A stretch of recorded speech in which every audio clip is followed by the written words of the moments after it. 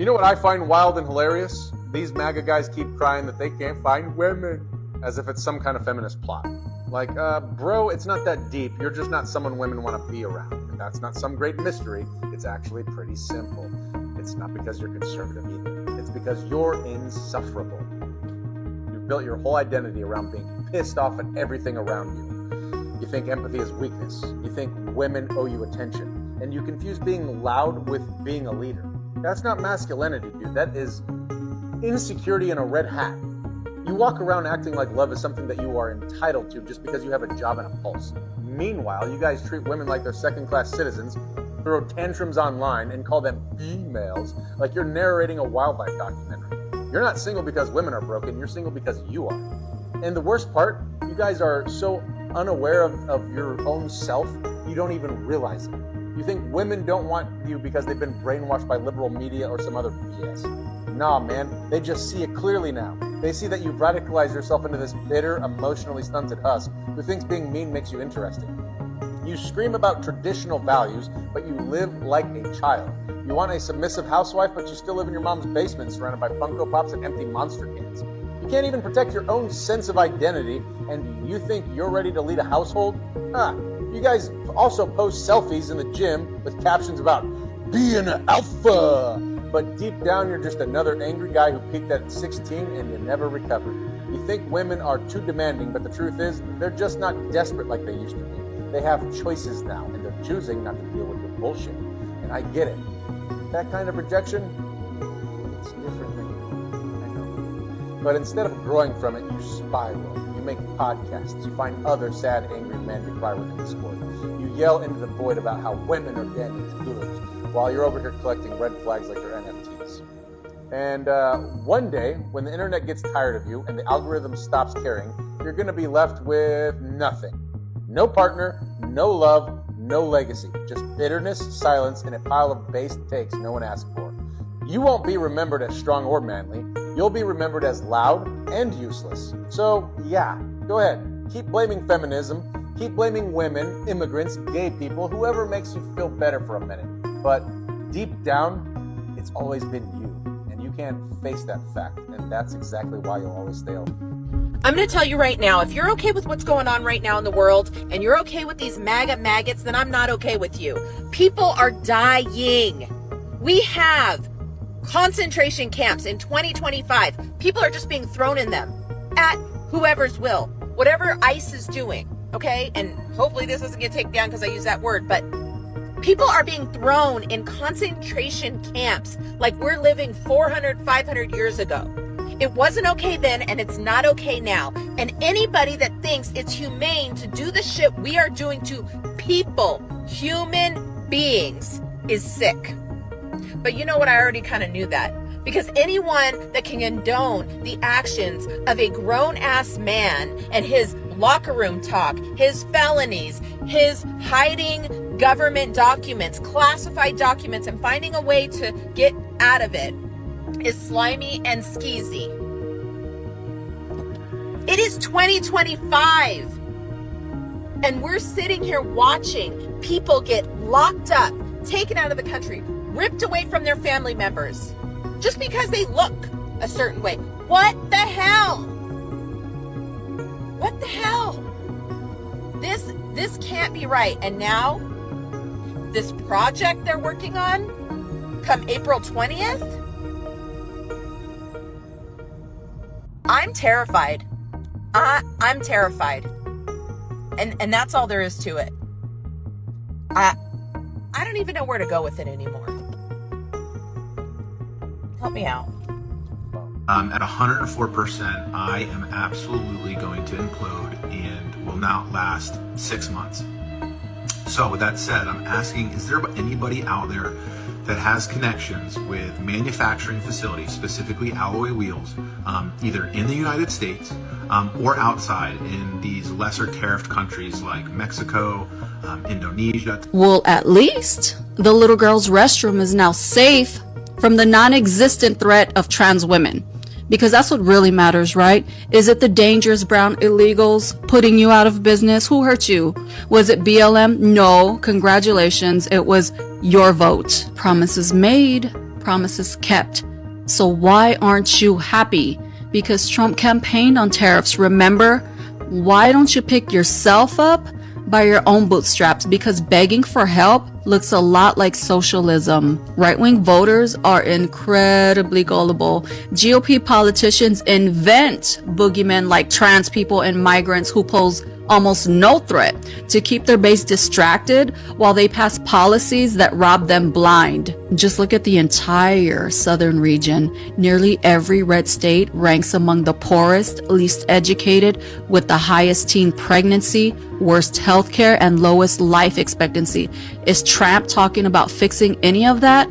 Of course not, because it doesn't serve him or the billionaires he answers to. Well, I made the mistake of turning on the news, and I listened to some of Trump talking in front of the Department of Justice, spewing his goddamn lies, telling things about us, about Americans. I can't stand that man. And now I find out I have pneumonia, and I can't march tomorrow. Hold up the truth, warriors. Hold it up for me. I can't be with you today. Minnesota Republicans just introduced a bill that would allow you to be arrested for speaking out against Donald Trump. It would literally put you in the insane category, where they could put you in a mental institution, and they're calling it TDS, Trump Derangement Syndrome. If passed, this bill will literally claim you to be insane if you take issue with any of Donald Trump's policies, saying that you are now deranged.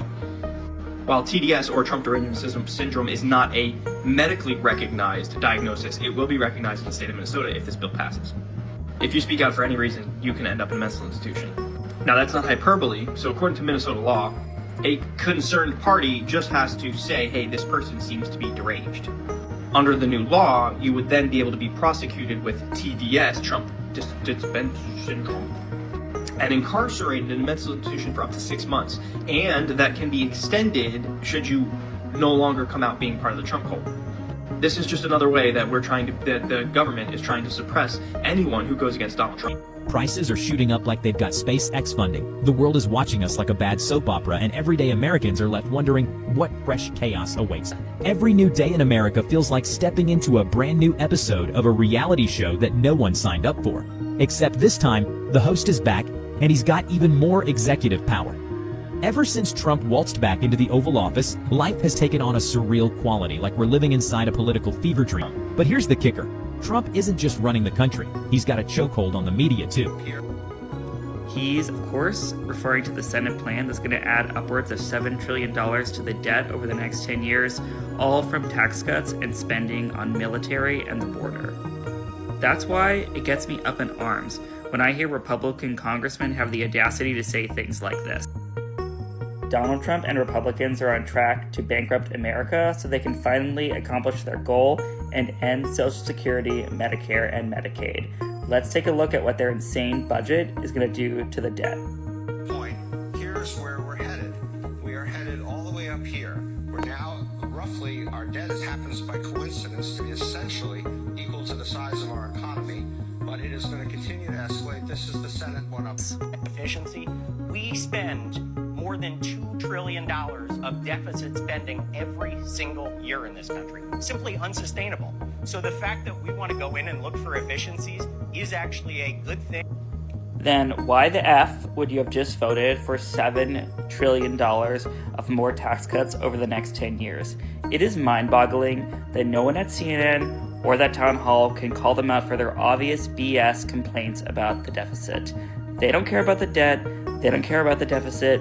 They just want an excuse to end the social safety net in America, end socialism, which to them is Social Security, Medicare, and Medicaid. Maybe they privatize Social Security, let's be honest. That's been their goal since the New Deal, since Barry Goldwater. It hasn't changed no matter how much they say Donald Trump is a populist. They still want to end these programs so they can permanently lower tax rates on the wealthy and corporations in America. One of the hardest things for me to understand lately is this consistent narrative on the Republican side of social media where they keep saying that we are winning. We are winning so hard. Everything is winning. Every day we're winning. And I realize it comes down to business terminology, which is we use something called quantifiable data and qualifiable data. Quantifiable data is basically numbers. Qualifiable data is sentiment. The only area that Republicans are currently winning right now is in qualifiable data, which is just sentiment, feelings, I feel good, because none of the quantifiable data backs up the fact that they're winning. The value of the US dollar has dropped versus the euro 9% since Trump took office. And while Republicans are going to say it doesn't matter, I'm not planning on traveling to Europe, we still export a fuck ton of stuff to Europe. They're getting a 9% savings. We import a fuck ton of stuff from Europe. We're paying 9% more for it now. And this is even without the tariffs. Ford CEO Mark Fields recently said the price of cars are going to go up. There's no way around it. It's just math. And that's because even though Ford is an American car company, they import over 52% of their parts from Mexico and China. And the problem is that most Americans don't understand the difference between assembled in America and American made. They're very different. As we slip faster and faster into a recessionary period and interest rates go down, are you really going to care that much about the fact that your Ford Explorer that was $40,000 on a 4.75% APR is suddenly $55,000 on a 2.75% APR? If you can do that math, I can tell you that you are paying a lot more. And the best part is that you're paying the government for your car. You're not paying anybody else. Which also brings me to the Doge dividend checks. When Doge came out, they said they were going to be sending $5,000 Doge dividend payments back to the American people, but that was based off of $2 trillion in planned annual findings. Elon Musk came out of a cabinet meeting last Thursday and said that the maximum he thinks that he can find this year is $150 billion in savings. If we use the exact same formula that he calculated, that is only $385 back.